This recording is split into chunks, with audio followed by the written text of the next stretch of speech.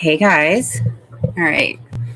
I think I'm getting the hang of this going live and making sure that all my stuff is in order before I start.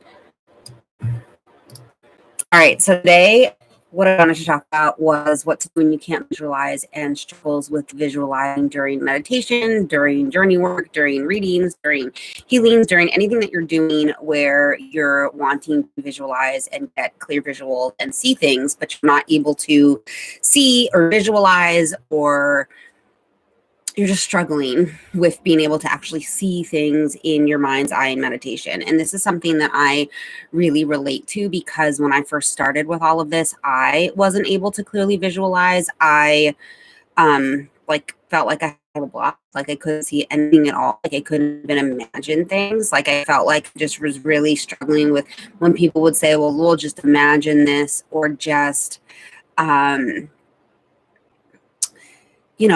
just like try and conjure up the images. I just couldn't. Like I had a total block about it. And so when people come to me in my classes or otherwise with this problem that they like really can't visualize and can't see anything, I really relate to it because I dealt with it too. And when I first started, my strongest ability was clairsentience, which was feeling energy. And I really, really, really had to work hard on clairvoyance and getting rid of the third eye block that I had. And then also teaching myself how to visualize and how visualization was going to work for me.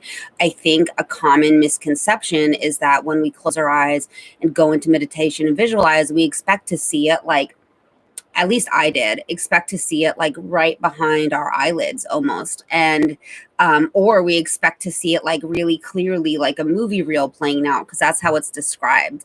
And for me, that's not really how I see it. And I really had to learn how the images were going to come to me. And then I also had to learn how to let them come to me. Hang on, let me turn this air conditioner off just so it doesn't get out in here. I had to learn how to let the images just come to me and flow to me versus me trying to control the images. So for me, when I first started, I was in graduate school, I was in a PhD program. I like really did not trust like any of this. And I really had a hard time letting like with my brain, letting my brain like sit down and take a seat and letting my intuitive self be able to receive the information and the messages intuitively. That was really hard for me. And I really, really, really had to work on making stuff up and guessing as I went. And nobody taught me how to do that because at the time in 2013, there really wasn't as much information available out there as there is now for how to even start doing this and how to even start like reawakening your intuitive abilities. So I really had to work on, one, I had a blockage, and I'll talk about that in a second. But two, the biggest reason that I see both in myself and in other people is this blockage related to trying to force things or like think up the images, like conjure them up, like trying to make it happen. And then it doesn't happen. It's almost like our brains try to like work really hard. Like we're trying so hard to visualize, like we're trying like to conjure up the images in our mind. And that's not where it comes from. But because we're working so hard to like conjure up those images, it just totally shuts down our ability to be able to like pull them and receive them from spirit and from the energy and that's where it's coming from. So we're like needing to shift our focus from I'm trying to see to looking more out here. When I see the images, they're way out here. They're like not inside my mind at all. Looking way out here and guessing and saying, okay, well, I'm asking this question. And if I had to guess, what images would I be seeing? And I remember my sister asking me, Sarah, we're going to work on opening the throat chakra today. We're going to start doing that. And I was like, I can't do that. I have no idea what the throat chakra looks like. I can't see the throat chakra. And she was like, if you had to guess how to do it, how would you do it? And for me, that was a really pivotal moment because I was like, oh, okay. And then I just made it up. And I said, all right, if I was going to open the throat chakra, I think I would picture it as what I decided on was a rose. that I would imagine a rose that was blue, and then I would just open it and just see the rose blooming, and then that to me would be how I'd be opening the throat chakra. And that's really what it is you have to sit down and say, all right, if I had to guess, what would my guess be? And force yourself, like willfully force yourself to guess and pull things out of thin air. And that's how you start to be able to see the images that are coming to you, because you really have to let yourself guess and like let your brain, who's trying to conjure up the images, like sit aside and not be involved, because our brain wants to say, okay, I can see this with certainty. And that's not how this works. Like we can't see, we have to be okay with not knowing for certainty that what we're doing is real. That's really what it comes down to. Like we have to be okay with not being certain about what it is that we're doing and what it is that we're seeing in the beginning is like factual and real and actually true.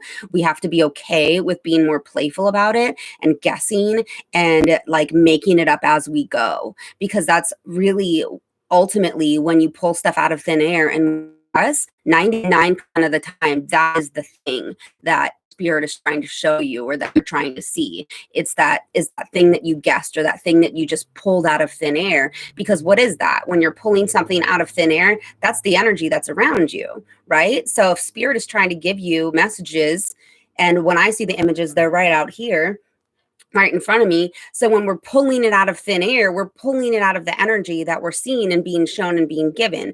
And so that's really like, that's the secret, is you have to learn how to just like pull it out of thin air and guess. And the only way that you can do that is by guessing and making it up as you go. I know it sounds like not exact or not like it's not the answer that people who are like really want specific certainty like. And it's not the answer that I liked, because I liked specific certainty. I like being factual and it being exact and it like having a specific way about it. But that's not it. That's not any of this. Is we have to trust it before we know for certain that it's real. And the process of trusting it beforehand, pulling it out, saying it out loud, and then getting validation on that, that's how you build trust. And that's how you continue to go forward and keep guessing. And the more that your guesses turn out to be validated and turn out to be like actually true, the more that you're able to trust your own guesses as actually the images, and then the stronger that gets. So for me, when I see images, they are not inside my mind. They're like out here, like out in front of me somewhere, and they appear to me like a memory would appear, or like if I'm like imagining something in front of me, like if I'm imagining my dad died like 15 years ago, and so if I want to imagine him standing in front of me like right here, that's where images appear for me, is like right in front of me. They don't appear inside my mind. They don't appear in the back of my head. They appear outside of me. And somewhere out here is like a scene playing out. And I have to like willfully imagine it in front of me and then create the space for it. And then as I'm going and doing my journey and doing my meditation, I'm seeing it out front in front of me. So even if you're wearing a blindfold or like an eye mask in meditation, chances are you're not seeing it directly in front of the eye mask. It's like out here, like in front of you somewhere, where you're starting to see the images, or it's like a story is being told in front of you, and it feels like it's made up, and it feels like it's not real in the beginning, and it feels like you're just guessing. And I tell my students who are in my shamanism class, and I have an intuition class and a chakra class, and I tell them all the time that when you are guessing and making it up, that means that's good. That means you're on the right track. And that means that like that's what you need to be doing. Is the more that you're guessing and feeling like you're just pulling it out of thin air, then like that is excellent. That is an excellent sign that you are letting your brain like release control and allowing yourself to start to trust what's in the energy and trust what's in the ether, even if you can't see it and you can't validate it. So the most common problem that I see with people who can't visualize is that they can't let go of like physical, factual reality to allow themselves to guess and to relax back to allow themselves to guess. So people who have trouble guessing, and this is like not even, I'm not even attacking these people because it was me also, are people who tend to be more of a type A personality, are tend to be people who have trouble relaxing, are tend to have people who like want to have more control and control over their environment and on in their lives. People who have trouble like letting their brain sit back are just people who tend to be more, I don't want to say rigid, but kind of more like particular and want specific, like want it to be like a specific method or a specific way, or them to know that it's going to be a certain thing before they do it. And the way that this works is you have to essentially you have to say the thing and pull the thing out of thin air before you know it's true. And the more that you do that and then you receive validation for, oh, that made sense for somebody, the more you're able to strengthen that skill and strengthen that ability. Still to this day, I've been doing this for 8 years, and still to this day I send off readings or healings or deliver messages that I'm like, wow, that was weird. And I'm like, that was really strange and it made no sense to me and super strange, weirdest healing I've ever done. And then they'll write back and be like, oh my God, that was the best one yet. That was so powerful for me. And I'm like, wow, okay. And so that's, even now, that's still how you build trust, is you have to send off the thing and guess what you're doing before you know that it's true. And the same, yeah, Angie says, oh, you need to know you're doing it right. Yeah. So I wanted to have a model. So when I first learned shamanism, I didn't have, again, I learned in 2013, 2014, 2012. There was nobody in my family who did this. And so I was entirely spirit taught and spirit led, with the exception of my sister, who's a medium, giving me guidance, like from my spirit guides every so often, like every 3 months or so. Other than that, I had to make it up as I went. And the way that I did that is I did a lot of healings and I did a lot of practice sessions where I would go in there and just start doing what I like. I would just make it up as I went. That's kind of what it felt like. And then over time, I eventually learned the things that I was just doing, like actually had names within shamanism and were like actual things. And so that's how I started to learn to trust that my spirit guides were like not leading me astray, that they were actually teaching me, even though I thought it was me making it up. You making it up is like you receiving the intuitive guidance from your higher self, from your spirit teachers, from the energy around you. Making it up is this energy that you're pulling in, and you are doing and putting forth that action by interpreting that energy, even if you're not totally conscious or aware of it.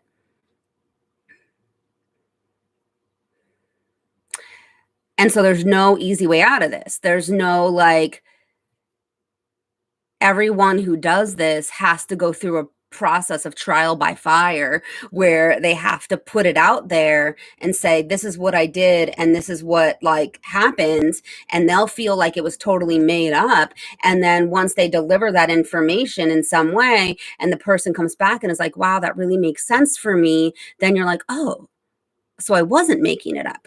And that's how it goes, is you start by making it up, and then the more that you receive validation for your made up stuff, that it was actually not made up, that's how you really start to get going. And the only way that you can do this is by forcing and willfully forcing yourself to make it up. Even if you don't know what you're doing, even if you don't know if you're going to do it right, you have to willfully force yourself to make it up. Now, it is possible that there's also a third eye blockage at play. And we're going to talk more about this in my chakras class when we get to the third eye. But it is also possible that maybe because of somebody in your family, specifically somebody who like didn't want you to use your abilities, both maybe in this lifetime or other lifetimes, may have put some type of blockage or curse or cord or some type of energy like around or surrounding your third eye to block you from being able to use or access that ability. That's 100% possible, and could also be at play here in combination with the not wanting to just guess. So that's just something also to think about, is the potential for this third eye blockage situation happening. And again, we're going to talk about that more in my chakra class. And we also talk about it in, I have an intuition class too, and we talk about it in there also. But that's just another possibility. That is not the most common thing I see. The most common problem that people have with visualizing is they're not willing to guess, and they're not willing to like put themselves out there and just make it up as they go. That's like the biggest problem that I see. Secondary to that is perhaps a blockage. But then that is even like very specific and very much like it depends on your specific situation. People who have third eye blockages tend to be people who have had either religious backgrounds or people in their family who've had this gift before, and like something bad has befallen them and they've said, okay, I don't want this to happen to my whatever relatives, and they've set a block there. Or somebody who is religious didn't want them to use their gifts and they set a block there. That's possible. It's also possible that you've blocked yourself from your third eye just by you not wanting or not believing in yourself and setting a blockage there. Both, and this is possible in this lifetime, and then things that have happened in other lifetimes too. Just putting that out there as a possibility. So there could be blockages from you or other people from this or other lifetimes.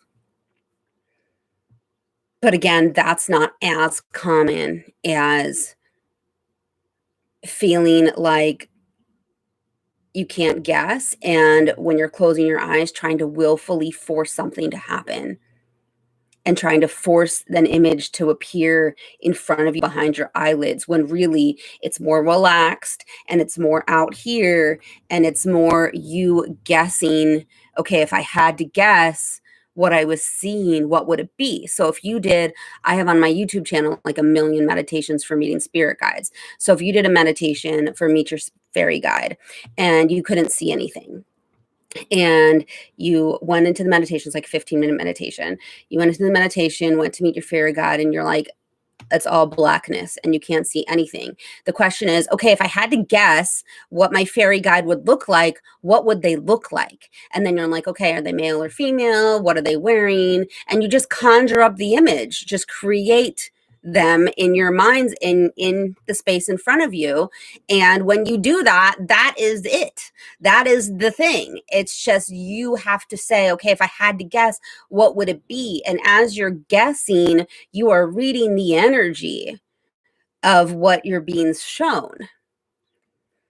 But you have to force yourself to do this. You can't just wait for it to happen for most people. Most people wait for it to happen. And sure, some people have a really easy time with this. And some people really easily are able to imagine and visualize. A lot of people are not, though. And if you're in in the camp that doesn't have an easy time visualizing, you have to force yourself to conjure the image in front of you by guessing. And so the next time you're in a meditation and you're not seeing anything, you're saying, if I had to guess, what would be here? Who would it be? What would I be seeing? What would be happening? What would be going on? And describe those things. And as you're describing those things, you're pulling it out of thin air. You're pulling it out of the energy that you're connecting with. So to end this video, my tip is giving you permission to guess and to make it up, because you're on the right track then. When you're guessing and when you're making it up, and then that information gets validated, the more empowered you feel to continue guessing. And the guess, when you're in a meditative state, is you pulling it out of the energy. You just don't see it or can't see it or don't feel like it's real because you're just not used to reading the energy. That's part of it, is like you have to learn how to read the energy, and you start doing that by guessing. And so if you're not used to reading the energy, of course you're not going to know how to do it, and to be able to do it. And the way that you start is you guess, if I had to guess, what would be here? And then you are pulling the information out of the energy when you start guessing, and then that's how you teach yourself how to read it. And then once you get more in the hang of doing that, then it becomes easier to read the energy.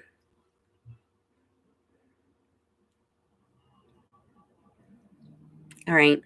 So that's it, guys. If you're not subscribed to my YouTube channel, go ahead and subscribe. I plan on doing these live videos probably weekly. And so the best way to be notified of them is if you're subscribed to my YouTube channel.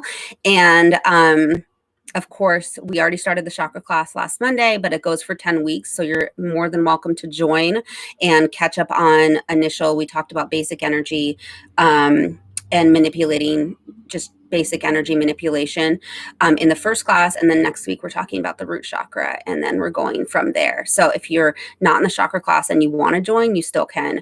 And just catch up with us in the root chakra. All right. Bye, guys.